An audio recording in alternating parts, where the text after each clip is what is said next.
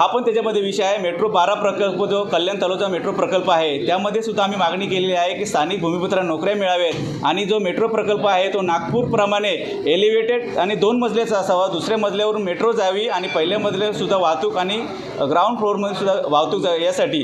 परंतु सोनारपाडा माणगाव येथील जो प्रकल्प आहे जो मेट्रोचा कारशेड त्याच्यामध्ये काही जमीन समजा शासकीय जमीन असते पण काही जमिनी ह्या खाजगी आहेत आणि शिवाय त्या खाजगी जमिनीमध्ये काही भूमिपुत्रांची घरंसुद्धा आहेत, त्यांना जाण्याचा रस्तासुद्धा प्राधिकरणाने बंद केला आहे, काही शेतीसुद्धा करतात। अशा प्रकारे तिथल्या भूमिपुत्र हा मूळ हा विकासाचा केंद्रबिंदू आहे आणि सरकार कोणतेही असो या सर्व भूमिपुत्रांना गळचेपी करण्याचा प्रकार सर्व सरकार करत असतात।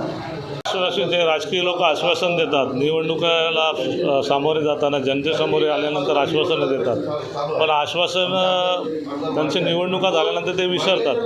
त्यामुळे जनतेवर